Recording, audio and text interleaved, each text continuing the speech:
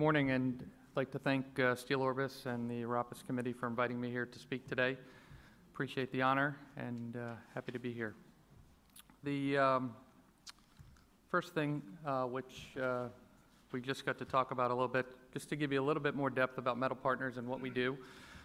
First off, we're both an independent distributor and a rebar fabricator throughout the country. So we have our diversification, our tentacles into the business from a different spectrum than most. We service upwards of about 1,600 customers throughout the United States, primarily from those shops starting in California, Indiana, and out of Delaware. The epoxy coating plant, we service infrastructure road work, which ties us heavily into the domestic work that you see within the United States. The mix of our business, which makes us somewhat unique, is that about 50% of our business is bought from U.S.-based mills, and the other 50% historically has been through import. Although in the events of this year, that's drastically changing in the direction that we're going. My intent to talk to you today is, one, to give you a bit of an outlook as to what's happened, and I think the most important way to be able to convey that is that we look down memory lane and understand over the past 3 years how we've ended up here today. And by doing that, we're going to take a look back to the anti-dumping duties or suits that were filed against Mexico, Turkey, and then most recently in 2016 against Turkey, Japan, and Taiwan, and compound that with a Section 232 that was implemented in April, and what the outcome of that is now leading us to, and the lack of import flow that's hitting the United States market today. We're going to compare that in regards to the market saturation that we've seen from import to domestic, and hopefully convey and give you a good understanding as to what, when we look and we see 1 million tons of import rebar hitting the U.S. market, what does that really mean? And I think to be able to dissect that, you have to look at it from a regional basis and compare that to what's happening in the domestic mills. And then lastly, I would convey the effects of what's really happened over the past couple months. So if we go down memory lane and take a look, really this dynamic shift started back in late 2013 when we saw the anti-dumping suit filed against Turkey and Mexico. This was probably the most significant shift where we saw Mexico, who was supplying anything from 25 to 30,000 tons a month into the U.S. market, literally removed overnight.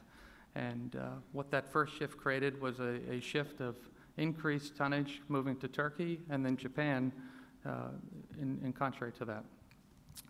I put this up here just to convey sort of the time frames of when it actually happened. The final was not until October, but I'm sure we all remember that have been around that we saw Mexico literally removed from the market in April of 2014. I put these duties up here just to convey what those numbers were and what actually removed them from the market, but the most significant factor was that 20%, Diacero being the largest exporter to the U.S. market at the time. As we continue down the timeline, we're taking a look as we go into the fall of last year in 2016. That shift of what I was talking about earlier with tonnage moving from Mexico to Japan and Turkey led us to another suit. And when we move into this, into the data that we're going to take a look at, you're going to see exactly, what that means and what that actually translates to and why we had this dumping suit filed. But what that literally led to was Japan being removed to the market overnight.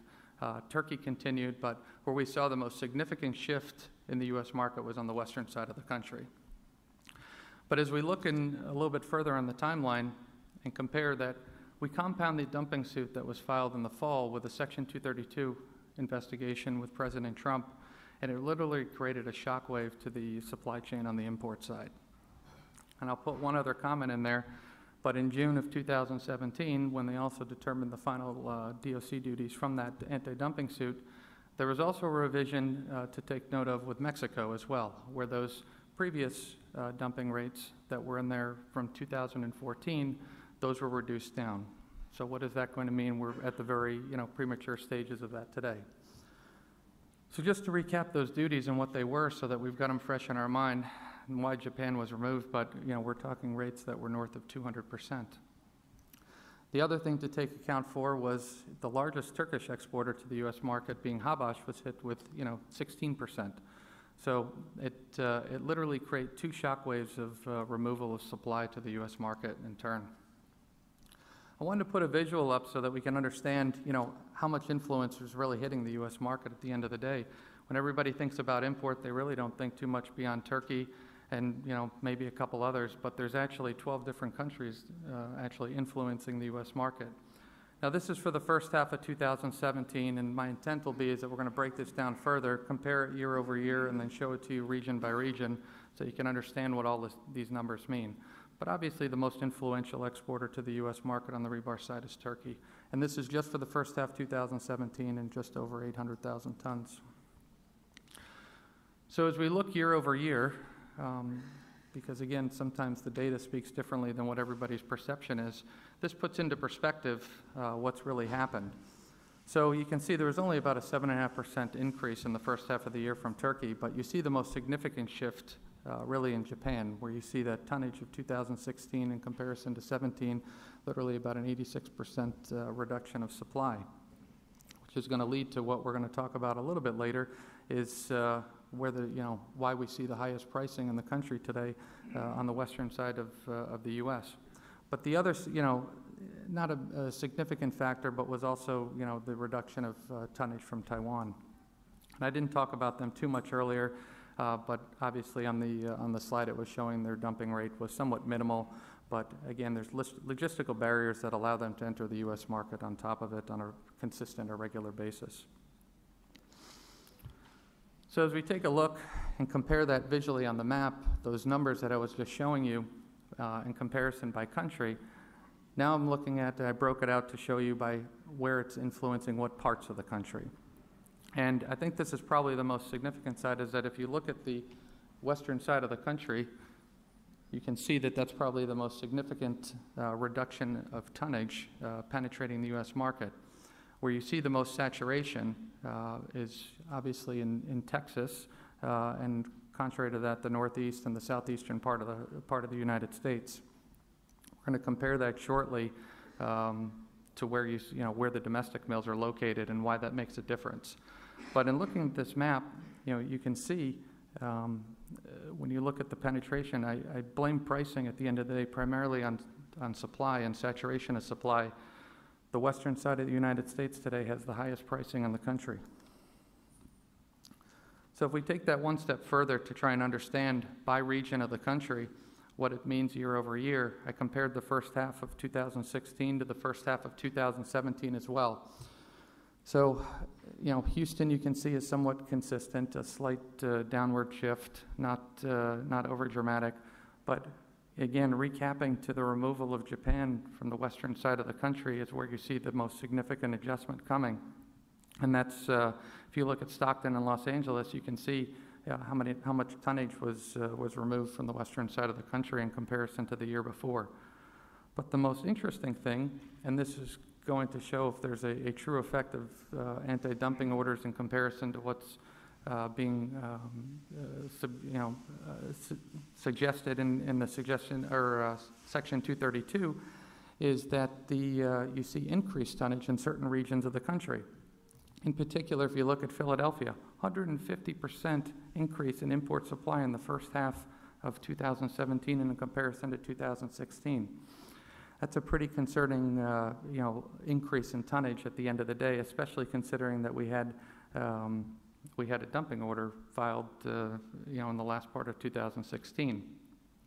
The other significant factor to look at in comparison to that is when I talk about pricing year over year. This year, the West Coast pricing is holding the highest transaction level.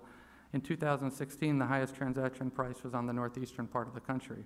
But again, we didn't have the same saturation of supply. So it's important to understand where the domestic mills are in comparison to those tonnages and where those ports are throughout the country. So I put a visual, and obviously there's a lot of rebar mills, and this accounts for every type of rebar mill that does straight bar or rebar coil in some shape or form. We're going to break this out so you can understand it a little bit further too, because there's a lot of dots in here to try and understand at the end of the day. If you consolidate those dots to look at them a little bit further, it's important to recognize that about 84% of the U.S. domestic supply is controlled amongst Nucor, Gerdau, and CMC. It's an oligopolistic environment, which is really led by the direction of Nucor at the end of the day. And to take that one step further, 50% of that supply is controlled by those mill-owned operations at the end of the day within their own, vertical integration. So if we break this out one step further, this shows all of the rebar mills throughout the United States. Now, the key to understand about the U.S. rebar mills is that they are not all dedicated rebar mills. They have the flexibility to shift between other products, which gives that determination as to, how much saturation of supply we're actually going to see. So this slide basically shows every mill that actually produces rebar, how much they actually produce, determines upon how they decide to run their operations. So I tried to break it out for you to show you which mills are MBQ, have the MBQ capability, SBQ capability, and rod. And I factored in rebar coil mills into this as well, so you could have a bit of a perspective.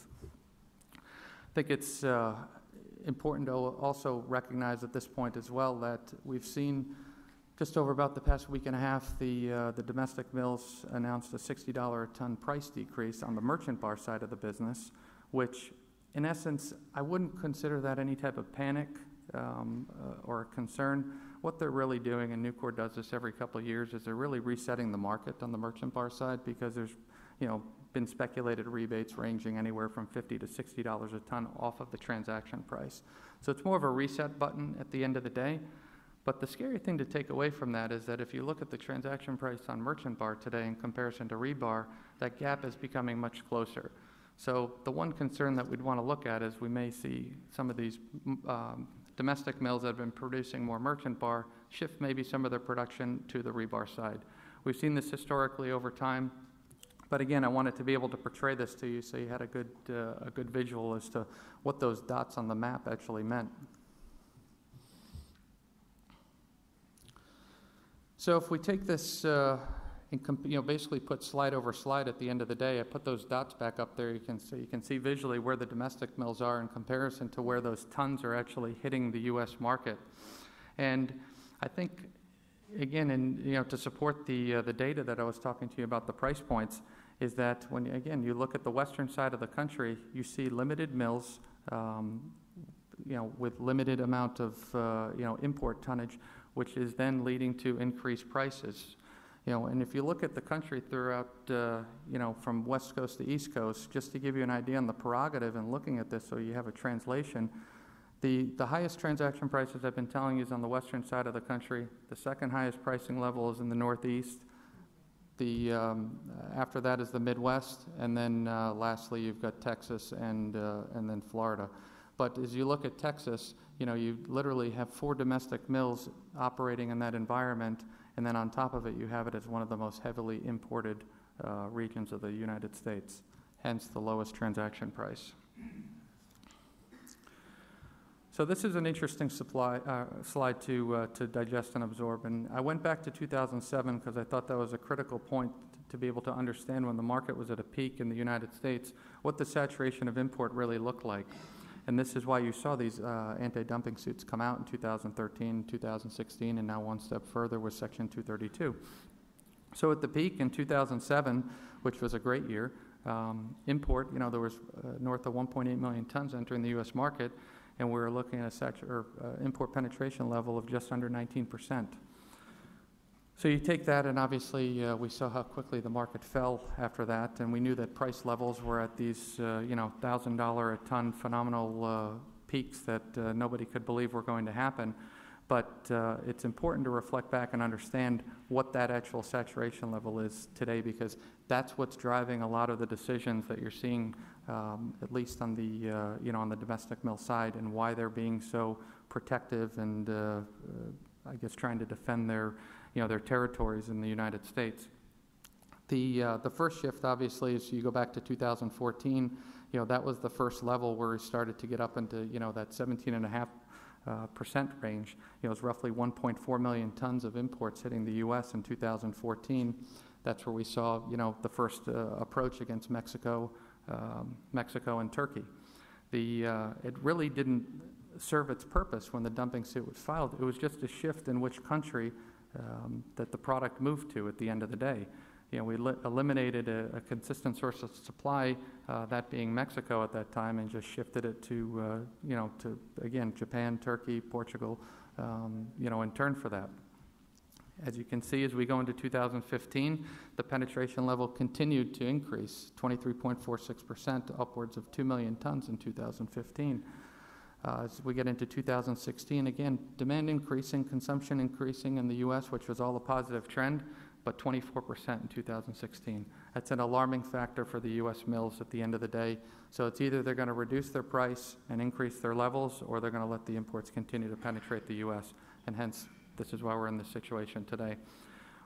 We're going to look shortly on the next slide, but the one thing I want to point out in 2017 is that we saw in the first half of the year roughly about 1 million tons enter the U.S. market. And if we take that in comparison to the shifts that we've had in result of the anti-dumping suit compounded with the Section 232, we're probably going to be finishing out 2017 with probably around 16% saturation of imports to the U.S. market, with a speculated finish of around 9 million tons entering the U.S. market, or shipments in the U.S. market for 2017. So this is exciting for the U.S. market to look at, because what it basically conveys is optimism, is that we've had a nice steady increase in shipments within the U.S. environment. The U.S. mills have been unhappy because they're not moving at the same rates that imports were, but the positive of all this is that we've got increased, signs of recovery, and as you get in through the next, 3 to 4 years, you can see that we're looking at, 2.6 growth for 2007, or 2.6 increase in consumption in 17, 2.8 in 2018, which will basically mirror this year, and then as we get into 2019 and 2020, we're looking at great forecasted shipment levels. So very positive outlook, on the horizon for the U.S. The one concern that I'll retract back to on the U.S. Mills is that to make sure that we're going to have the capacity levels in place to support this type of demand. And that's why it's so important that we get some direction out of Washington as to what Section 232 is going to mean for the U.S. But as far as the effects of the Section 232, if we just look back over the past couple months, just a couple highlights to bring to everybody's attention is that we've seen two $25 a ton price increases that were announced, and just as of Friday evening, and this was announced by CMC, is that they announced a $20 a ton price increase. Now, we haven't seen anything from Nucor or Gerdau at this point, but CMC, in support of the previous presentation that was just up, CMC attributed part of their increase due to electrode costs as well. So it is a growing concern, not only looking at the cost side, but the lack of supply in the U.S. as well. The other thing to note is the inventory appreciation has been very positive. So for any type of distributor or somebody that carries inventory, it's been a huge appreciation in value. Where it becomes challenging, and this is the fabrication side of the business, is that the backlogs have to be insulated appropriately to support themselves so that you're not giving away margin with increased prices coming through your inventory. So that's one flip side to understand on the fabrication segment of the business. And the ones that have to deal with this probably the most, more than any of the independents such as myself, are the mill-owned operations, because they're the ones that usually carry the heaviest backlogs, getting back to my comment being that about 50% of their supply moves to their downstream operations. If we look at the data just for July, the reduced import flow, 73,894 tons in 2016 compared to 301,000 tons in 2016. That's a pretty drastic change in supply when you think about it.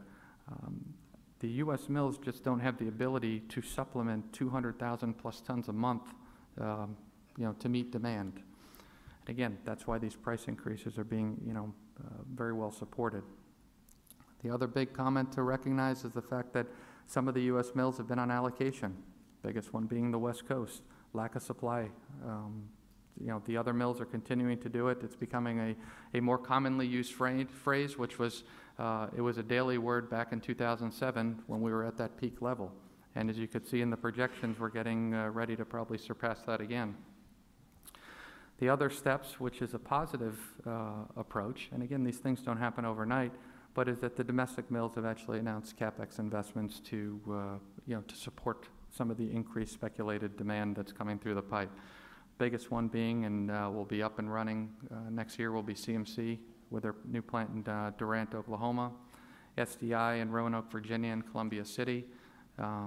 And then just about a week and a half, 2 weeks or so ago, Nucor announced that they're going to build another micro mill. But even with all that capacity coming online, there's still the concern that the supply is going to be all in place to be able to meet that. One other thing to understand and realize in all of the shift that's happening, and I didn't put this up on the slide, it's more of just a talking point, is the logistical implications throughout the United States. Is that the logistical implications basically are related to how the dynamics have been put in place to bring your product to market. When I say that, I'm talking about truck and rail. Is that we're experiencing right now probably one of the toughest times in the U.S. market to actually deliver our product to our customer. And when you think about it, you've got all this product that's been built up around going into certain regions of the country that is now being shifted more towards a domestic mill. So all the trucking availability, all the trucking capacity that may be based out of one region of the country is now shifted 200 to 300 miles away from where that location was with the demand.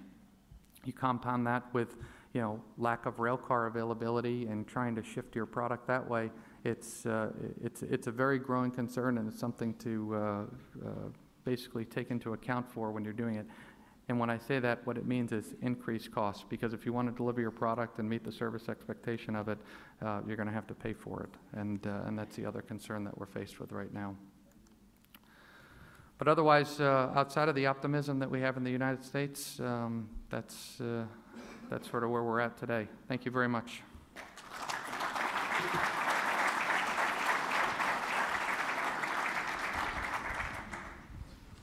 Thank you very much, Frank. Any questions for Mr. Bergren from the floor? Not yet, but I have one, if you don't mind. I've been told about the news or rumors by my colleagues in the U.S. office of SteelOrbis that Gerdau will probably be selling their mills in the U.S. And according to those rumors, not unconfirmed rumors, CMC will be taking over the mills, acquiring the mills in Texas, Florida, and probably in New Jersey, and some will be taken over by Nucor and SDI. What do you think about the potential impact of such changes? What's your take? Well, I think the important thing is it's primarily speculation until anything actually happens. At the end of the day, it's a big unknown. If you look at sort of the information that was even up on the slides today, Gerdau has looked at the rebar mills as probably the low margin producers within their infrastructure, whereas the merchant bar mills were the ones that made them the money. So that's why the rebar mills were being offloaded. I think if we look back over the past few months, the first step leading into this was that they sold off part of their downstream operation in the Midwest.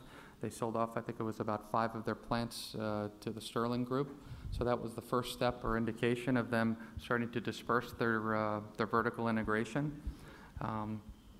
Again, all of it is speculation at the end of the day, but the biggest concern that I'd be looking at is this most recent shift of comparing MBQ to the rebar market, whereas that gap closing in makes it much more unattractive for a rebar mill to be sold in today's environment, in my opinion, because the rebar is it's got a positive outlook and may be better than merchant bar very soon too.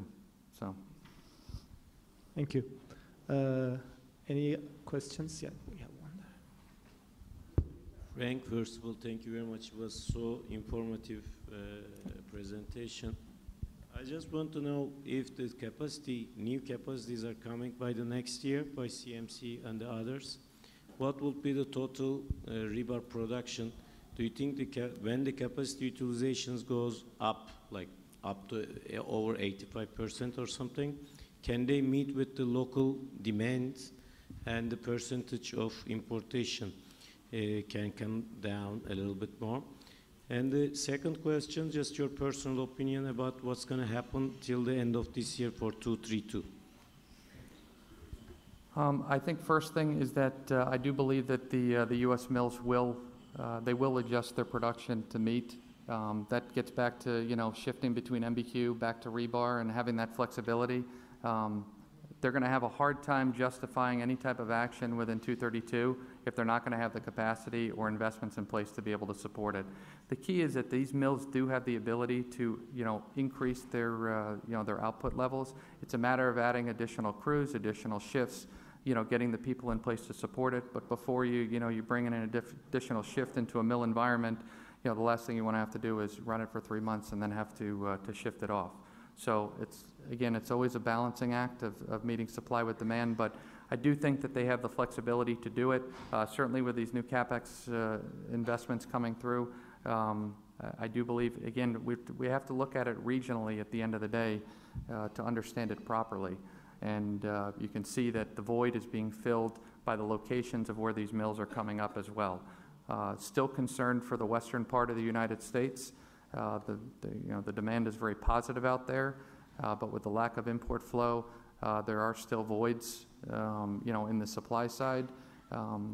Just to give you a real small anecdote of how to look at something very particular is that number 3 bar, the mills on the western side of the country, they don't want to produce number 3 bar 20 foot, so we've grown accustomed to becoming very dependent on importing that product.